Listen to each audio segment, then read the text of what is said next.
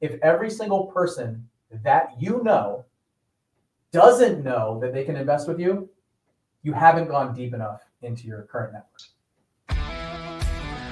If you're a real estate investor and are wondering how to raise and leverage private money to make more profit on every deal, then you're in the right place. On Raising Private Money, we'll speak with new and seasoned investors to dissect their deals and extract the best tips and strategies to help you get the money, because the money comes first. Now here's your host, Jay Conner. Welcome to another amazing episode of Raising Private Money.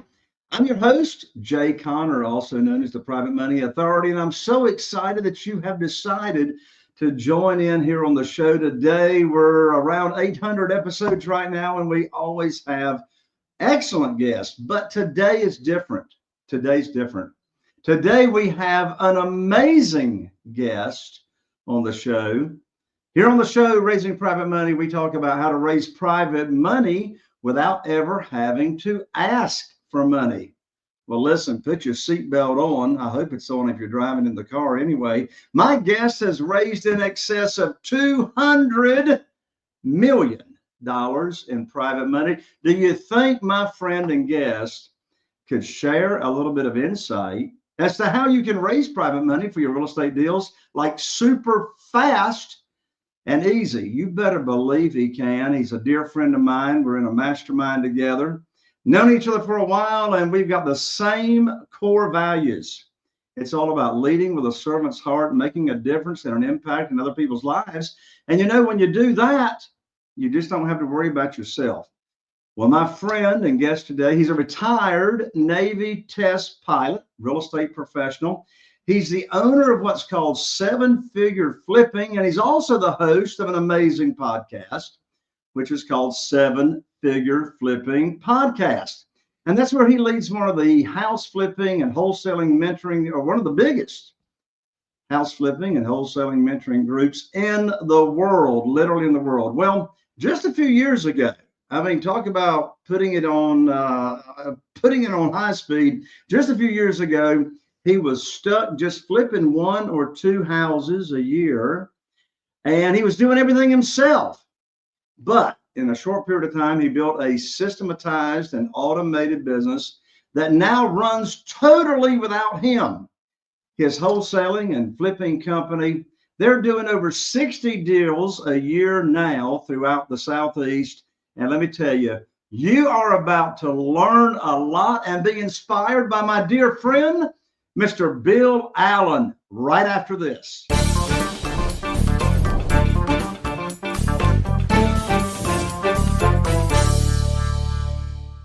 Bill, I just can't tell you how excited I am to have you here on Raising Private Money. Welcome to the show, my friend.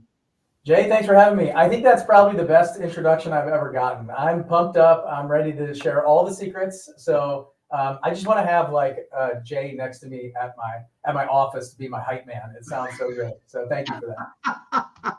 Well, you are certainly welcome, Bill. But man, when I've got a guest on like you, I mean, I just want to, say thank you, Lord, for introducing me to Bill Allen. I mean, you are just a wonderful human being. You're delivering such a huge impact out there into the world. And it's just a pleasure and a blessing to be able to call you my friend. So let's go ahead and dive in. So listen in, folks, for those of you that are tuned in here to the show, this guy right here, first of all, if you're looking to raise private money for your real estate deals, I mean, I'm the Private Money Authority. I mean, this guy is the authority of the Private Money Authority, if you know what I'm talking about, raised over $200 million. And he knows all about raising private money for single family houses. He knows even more about raising money for syndication for his multifamily and his apartment deals that he's got going on in transactions. So I want y'all to get ready. And besides that, if you are listening in and you're interested in being a passive investor, and you don't want to negotiate deals and find deals and oversee deals, and you just want to sit back and get high rates of return in a safe and secure way, Bill's your guy too. I mean, he's got investment opportunities where you can invest with him and just have totally passive experience, and let Bill and his team do all the work, and you don't have to be out there, running and grunting, and just let them do the work, and you get a high rate of return. So whether you're looking to raise private money or be a passive investor, Bill is the guy. First question, Bill, and you can answer this any way you want to because it could take an hour to answer it. And that is, how are you qualified to do what you do? Well, great question. I think it's number one, experience. So the challenge with saying experience and giving that answer is that people without experience think that they can't raise private money or any money, or they have to save up a bunch of money to get started in real estate deals. And that's not true either. So what I really think it is building a high level of trust and being myself. So, and what I mean by that is when you look back into your history along your whole life, whether it was growing up, sports, job that you had maybe in college, there's times of your life where people come into your life and you build high levels of trust with those people. And very early on, when I didn't have any experience in real estate, I had high levels of trust with family, with friends, with people in my warm network that believed in me regardless of what I was going to do. So what I did was I had to transfer my trust from the Navy and the military and my family and other people that have seen me succeed in life in different areas, transfer it to this new thing that I was going to do called real estate. And so some of my early private money lenders, they were, friends, family. There were people in my squadron in the military that had some money that wanted to kind of partner with me financially. I had an early partner who was a 50-50 JV partner who provided all the money and I did all the work. We did the first 6 deals of mine together after I did a couple on my own. So it was scaling the business. So, and that what that did was that gave me a level of experience in real estate also that I could now kind of continue to build those people up. So I would say experience, but really it's trust. I think trust and being myself. Like I don't say certain things that other people say. I don't dress the way that other people think I should dress.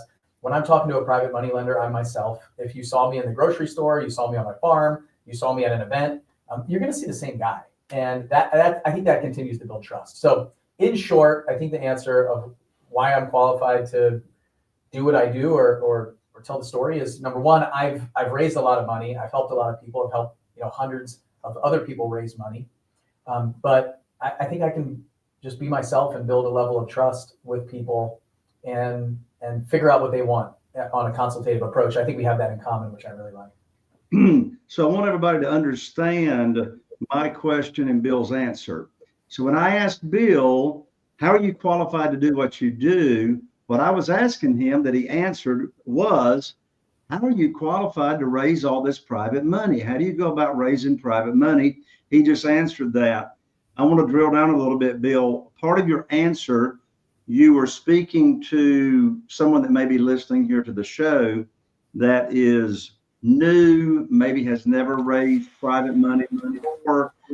And I know you've gotten this question. I've gotten this question a lot of times. And you answered it, but I want to drill down on it a little bit more because it's such a common question that we get from newer real estate investors. The question they ask is, who in the world is going to loan me private money or invest in my deals? And I've never done a deal before in my life. Who is going to do that with me? What's your answer to that, Bill? Yeah, so you said 2 different words. You said, who is going to loan me the money to invest? And then you said, invest in my deals. So I much rather say invest in my deal versus loan me money. Because I feel like, when I was getting started, I had my aunt. So my aunt was, a couple of my dad's brothers and sisters were investing with me very early on when I was kind of growing my business. We were doing 2 or 3 houses at a time. And then I had this one aunt who was a little bit older. It was my dad's oldest sister. And she said to me, and my family growing up, they called me Billy Y. So longer story, but my middle name is Yazvac. So I'm Billy Y. So my initial for my middle name. And she said, Billy Y, if you need some money, I'll loan you some money. And I had to take a step back and say, like, this isn't charity. This is not you loaning me money. This is you investing in my opportunity. I'm making a lot of money with, your brothers and sisters. They're making a lot of money with me. And so if you want to be involved with what I'm doing, the mission that I'm on, my goal is to help people grow their passive income, then come along with me and invest with me. But I don't need a loan. I'm asking you if you want to join me in this opportunity that I have that's much better than the other things that you might be investing in right now. So the words matter, I think. Just be careful. Like if you're thinking, why would anybody loan me money? And I hear this a lot of time. Why would anyone give me money? Like, nobody's giving you money. If I give you money, I don't expect to get it back. I give my kids money when they ask for toys and things like that, right? They don't expect it back. Like, I want people to invest in opportunity. So the first thing that you have to do, even if you're brand new, is number one, believe in yourself. So believe in yourself that you're confident that you can accomplish this task, this goal that you want to do. The fact that if you bought a house to flip and you fixed it up and you sold it, that you are going to be successful, you are going to make money. Because if you don't believe that, then your investors won't believe that. So my answer to this question is there's lots of people out there that would invest with you. If you have a better opportunity and a better vehicle than what they're getting, if they're not happy with where their money is, this is usually the case. The ups and downs of the stock market are driving them crazy. They don't want to get on this Bitcoin roller coaster and crypto and things like that. Like, where else are they going to put their money? If it's in a bank earning less than 1%, or maybe it's in a money market savings account right now earning 4.5%, or maybe they got it in a CD doing 2.5%. Well, if you gave them 8, I bet they'd be really happy. And people that you go to when you're getting started and don't have a track record are people that already trust you. They trust you from the past. They're in your world, and you transfer that trust to this new opportunity. But you got to believe in yourself. And I think most people that say that, they're hesitant, they're scared, it seems a little risky, and they don't believe in themselves yet. Like Jay, me and you probably believe in them more than they believe in themselves. So believe in yourself because you've been successful in the past at lots of things. Transfer that success to this new thing. Find a mentor. There's a lot of things we can discuss there, but and those people will come alongside of you. But it's an opportunity. Like, if you are going out looking for a loan, it sounds desperate, feels desperate. No one's going to say that. Bill, I love the reframing. I want everyone here tuning into the show, don't miss what Bill just said. Bill said, and of course, we know words are important. Words are not only important to who's listening to what you say, but words are even more important based on what's coming out of your head. Because what comes out of your mouth is a reflection, of course, of what you're thinking about yourself. So what Bill said was, don't talk about somebody loaning you money. They're investing in your deals, right? Don't think about somebody giving you money. Because if somebody's giving you money, that's a gift, right? They're investing. Now, I tell you what I love about that framing of not loaning, not giving, as far as words goes, but investing. What I love about that, Bill, is that when you're talking with someone else about the opportunity to invest, when we say loan me money, the focus is on us, the borrower, not them. When we say give me money, the focus is on us, not them. But when we talk about them investing, then the focus is on their benefit, their return on their investment versus on us. So that way of looking at raising capital for your real estate deals, it puts the focus on the benefit of the investor. If we're going to talk about leading with a servant's heart, then that's how you lead with a servant's heart. You've got their benefit in mind. So I want to talk for a moment about how does somebody get to having the confidence and believing in themselves if they don't have the confidence and believing in themselves? Now, one thing you said was transfer that trust and confidence from your past experience into what you are now doing, a real estate investor. Any other ideas come to mind? I sure have one. Yeah, there's a couple, and I'd love to hear yours too, because I always will take Jay Connor's wisdom all the time. The first thing that I would say is a lot of times it's easy to think about what's happened recently in your life, but it's hard to look back sometimes. Like, the rearview mirror is cloudy a lot of times. So I would go back in time and just start like thinking about all the different places that you've won, all the things that you've been successful at. Usually we spend more time thinking about where we failed and what's wrong with us than all the things that are good with us. So one thing is, think back in time a little bit, and then I like to stack wins. So I have a stack of like thank you cards and notes that people have sent me and really cool stuff. Like anybody sends me anything, I have a stack of it in my office. And whenever anybody is feeling like I'm feeling down, because I mean somebody's like crushing me on an ad that we have or said something horrible about me, I'll just sit down and like read through those thank you cards just to kind of build myself back up. And so I would stack these wins from the past. So some things that you've done in the past that you have been successful on. Maybe it's been a little while and you just have to build up your confidence. The second thing I would say is have people around you and surround yourself with people that do lift you up and believe in you. So that might be a mastermind or mentorship program where there's other people that are like-minded, because most of the people in your life probably don't support you or might think that you're crazy. They love you, but they're like, you want to leave your job to do real estate full time? Like, what are you're raising money on? You're asking people for money and things like that. What's going on? And so you got to have people around you that believe in you, that can lift you up and believe in you before you believe in yourself. I have plenty of people that come through, like military professionals, nurses. We've had some doctors. We have people that have been in a really successful career for 10 or 15 or 20 years of their life. And they come into real estate and they think they're a newbie, like they're brand new. They're not brand new. Like they bring all their experience from life and business and their job into this new thing. The vehicle is new, but there's so much deep experience and wisdom that comes with them that can easily be transferred to a new skill like real estate. They just need to get a little bit of experience. So bring some confidence, like believe in yourself, and having a good hype man like Jay next to you to introduce you also helps.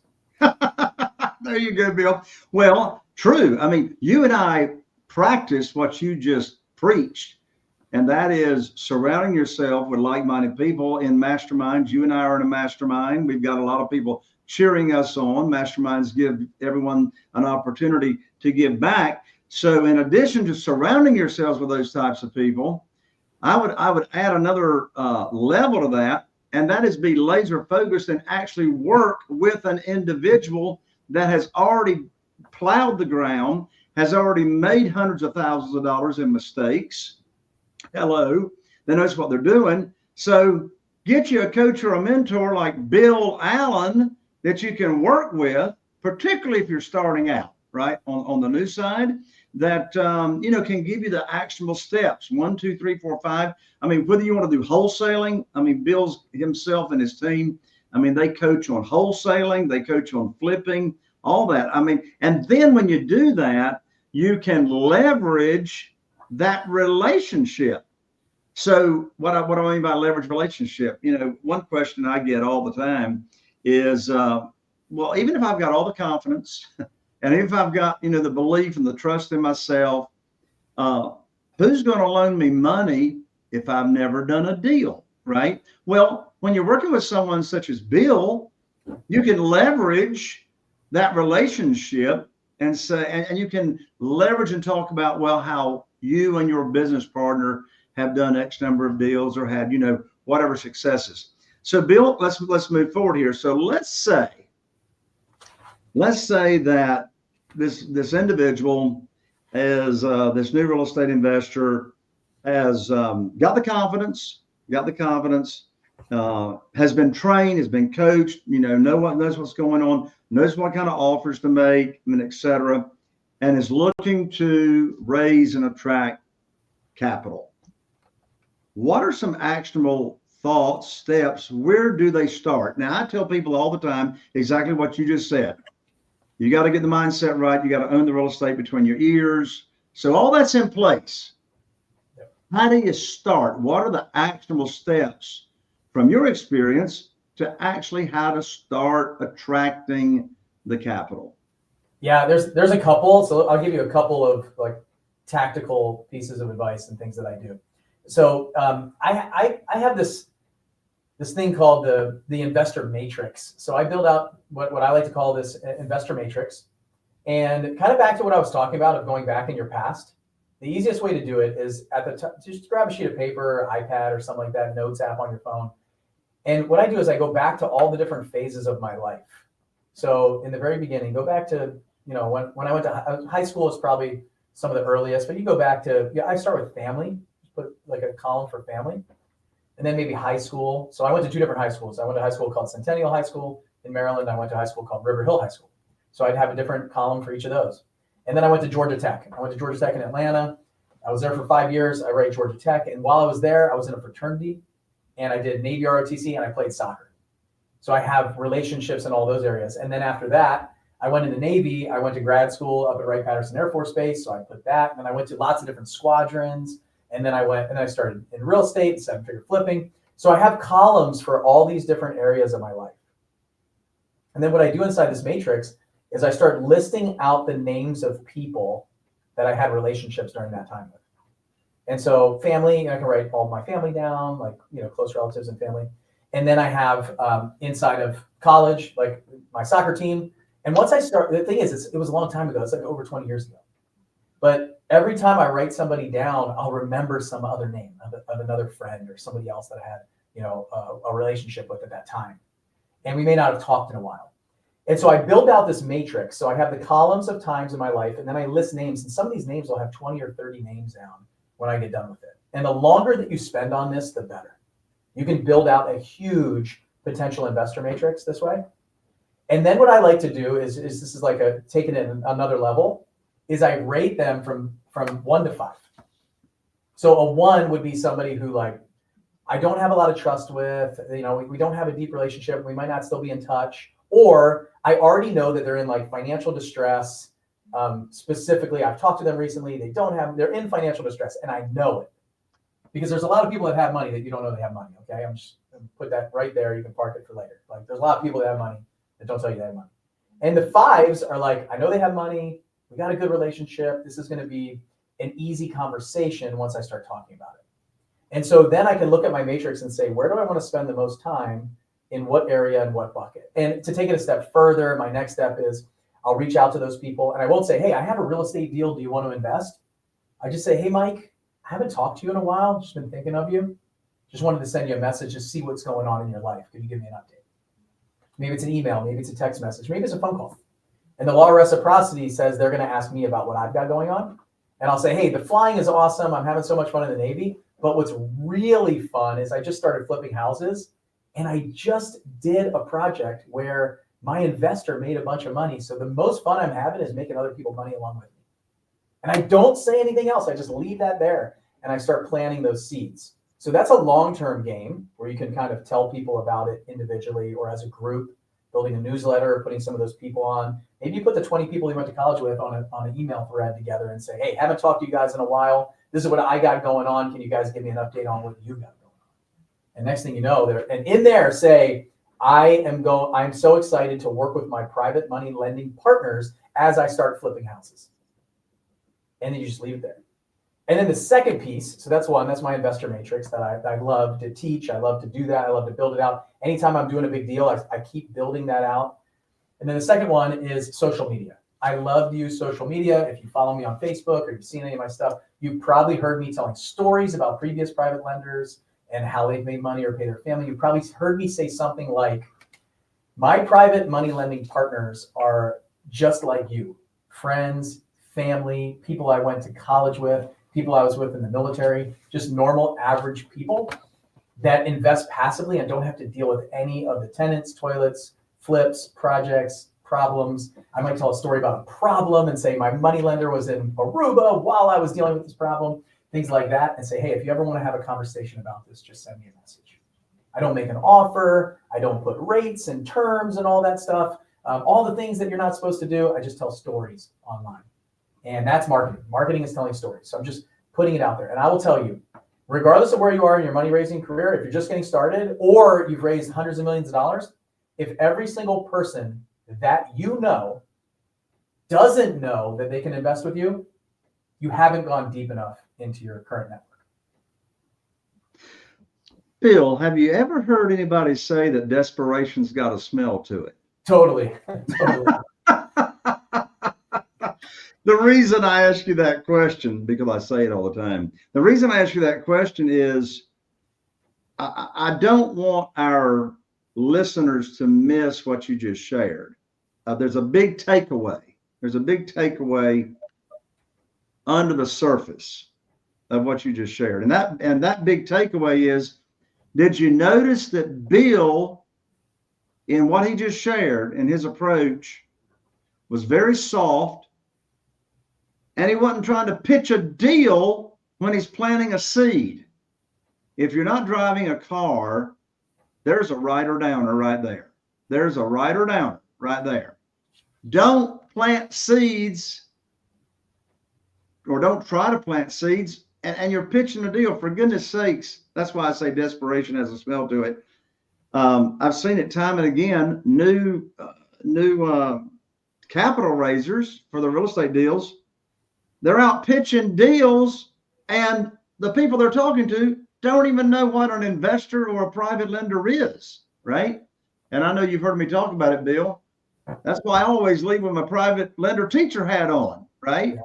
And people say all the time, so Jay, I'm afraid of rejection. And of course, what do I say to them? How can you be rejected if you're not asking anybody for anything, right? So I love your approach, Bill. Same as mine. Planting seeds, telling stories. And I love what you just said. So here is a quote from Bill Allen. If you have contacts and connections and they don't know what you're doing, you haven't gone deep enough. In fact, I think I'm going to get that printed up and frame it and put it right here in my office. That's fantastic.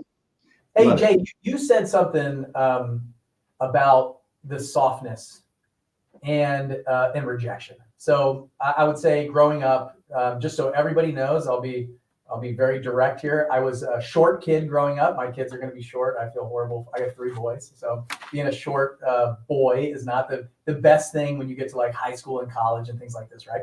Especially when you start getting interested in the ladies. And so I was always like afraid of rejection just throughout my life. Like it's definitely a fear of mine. So I think a lot of what you'll see, like high performance, being a test pilot, being the #1 guy in the Navy, like wanting to be the best at everything that I do, is probably stems from that feeling, that insecurity, right? So I definitely have this fear of rejection. So if you have that, I have like the best like closing line for you in a conversation with people that has brought in millions of dollars for me, and I know it will for you too. And you won't feel like there's ever a chance of rejection in this line, okay? So if I'm having that conversation, I talk to somebody and I send them that message and I say, let me know what you're doing. And they ask me what I'm doing. Or I'm at a networking event and I have a deal. Like I have an apartment deal that I'm going to be raising money for here coming up. I got to raise $10 million. So you better believe I'm going to have to be reaching out to my warm network. I'm going to be talking to people. I'm going to be sending emails to my list. But in that conversation, I'm going to tell them about the deal. I'm going to say, hey, maybe it's my first flip. Let's say it's my first flip. I say, hey, you know what I'm really excited about is I have this project that I'm looking at in Spring Hill, Tennessee. That's where I live. Spring Hill, Tennessee. It's a 3-bedroom, 2-bathroom house. And we're going to flip it. We're going to buy it. We're going to fix it up. And we're going to sell it for a profit. And my favorite part about it is I get to bring in an investor, somebody who can bring the capital to the deal and make money without ever doing anything. They just bring the money. I'll do all the work. I'm in a program. They're teaching me all the ins and outs. I'm really excited. The margins are really good. We're buying it for $150,000. I got to put 20 grand into it, and we're going to sell it for 250 grand. And so, I'm looking for potential private money lenders on these houses. So, and this is the line. If you, we pay an interest rate return. It's really great. If you know anybody who you think might be interested in that, would you let me know? And if I'm talking about an apartment deal, we got this apartment. It's 18% returns annualized year over year. And I'm talking to somebody, and we're having a conversation. Maybe I'm at Thanksgiving dinner. I'm at Christmas. I'm at Easter, and I'm talking to my aunt, and I say, hey, it's gonna be 18% returns. If you know anybody who would be interested in those kind of returns, would you let me know? And so what that does is it gives them a couple options, right? There's no rejection. I cannot be rejected because I didn't say, would you be interested in investing in that deal with me? Because you put them on the spot. There's only a yes or a no.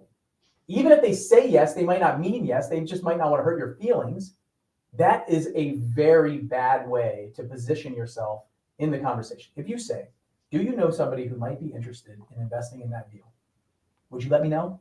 If you say that, they will, 9 times out of 10, this is the answer I get. I'd be interested in doing that. And they'd be like, oh, really? Oh, that would be awesome. Like, I had no idea you were in a position to do that. That sounds fantastic. Well, what else would you like to know about the deal? Or they might say, so that's option one. I'm interested, and that's what I get like 9 times out of 10. They don't feel pressured. They don't have to say yes or no. And then the other time I usually get, oh, I actually do know somebody who'd be interested in that. How should I connect you? And then sometimes they go, oh, okay, yeah, I'll let you know. But either way, for the close where you don't say, would you be interested? You say, if you know somebody. There's all 3 ways, win-win-win for me. There's 0 chance of rejection. So that's my favorite line to close any conversation, because I'm not a big networker. I'm not the best in person, one-on-one kind of guy. I really like, I don't know. I'm not an extrovert. And so that has helped me a ton, and I hope it helps you. So I hope you heard what Bill just shared. And let me tell you why I can endorse and tell you what he just shared works. Because it worked for me. My very first private lender that invested $500,000 with me, my very first private lender that invested $500,000 with me, that's exactly what I did. I told Wayne at church, I said, I need your help. When you run across somebody that's looking for a high rate of return safely and securely and get insane high rates of return, would you refer them to me? He and his wife became my first $500,000 private lender within 24 hours. And I didn't have a deal attached to it. There no desperation here. I didn't have a deal attached to it. Now, I put that money to work in less than 2 weeks. I bet your bottom dollar on that one right there, right? And I had 2 deals in the wings over here that I wouldn't let my mouth tell them about it because I didn't want them to sound desperate. But let me tell you, folks, what Bill just shared with you, take to heart, it works. Bill, what are you excited about today? And what are you passionate? What are you working on? I just heard you've got this $10 million raise you're doing on a project coming up. Tell folks what you're excited about, what you're working on, and how they can get involved with you or learn more about it to see if they're interested in getting involved with you. Yeah, well, I appreciate that. The hard part about apartment buildings is you never actually know what's going to happen. So once you go under due diligence, it's a long period of time.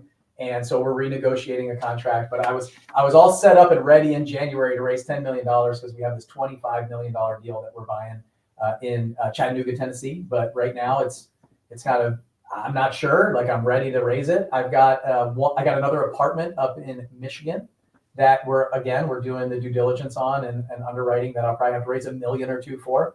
And then right next door to the office building I'm in, I had a meeting this morning about it. I want to build a pickleball facility. So I love pickleball, and I want to build this large indoor pickleball facility here for a business. And so there's probably $3 million to raise for that deal, where people will stay in for equity and get a fixed rate of return as well. So exciting stuff. And then I also raise another thing that I do. I have these houses in Kentucky that we buy, we fix up, and we sell on owner finance. And that's all my apartments are usually like depreciation deals for people that need tax write-offs or appreciation deals for net worth growth. And I have these deals in Kentucky that we do where it does a fixed rate of return monthly. So it brings cash flow for the people that want cash flow. And that's usually somewhere around 8 or 9%. And we have a pretty fixed business model there. So that's, I have a lot of people, I call it the real estate annuity. So a lot of people, they want that annuity money, that monthly payment. And I can do that on real estate for a few years. So that's been a lot of fun. And if you're an advanced investor, my advice to you as you get going and you're raising a bunch of money, you have the skill, and people are coming to you to ask advice about what to do with their money and where to place it, is you find a couple different places that you can put it.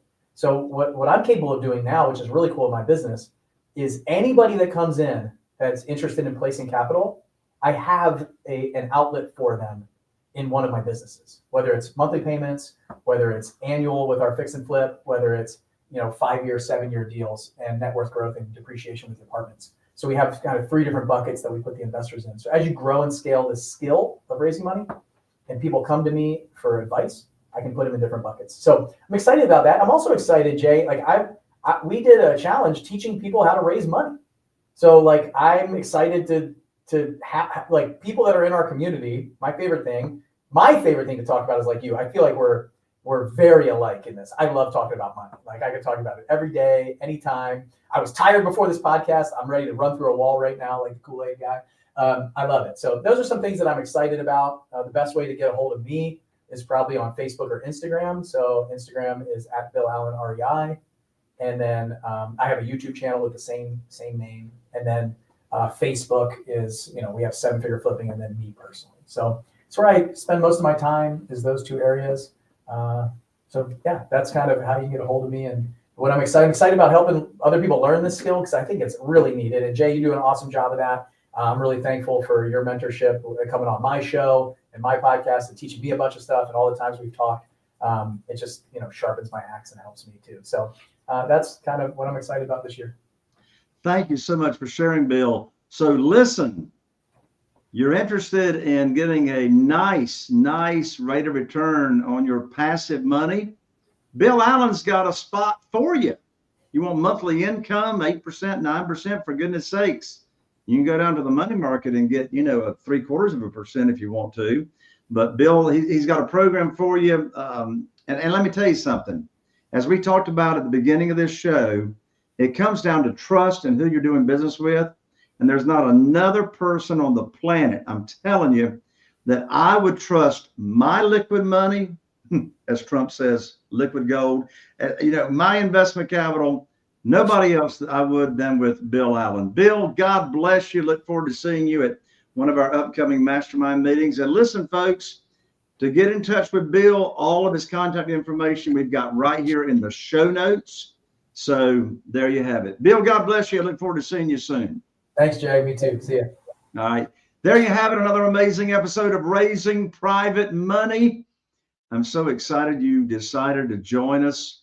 And if you were inspired by this episode, be sure to rate, like, review, share, follow, so you don't miss out on the upcoming episodes. If you're watching on YouTube, be sure and click that bell so we can now notify you of the next episode. I'm looking forward to seeing you right here on the next episode of Raising Private Money.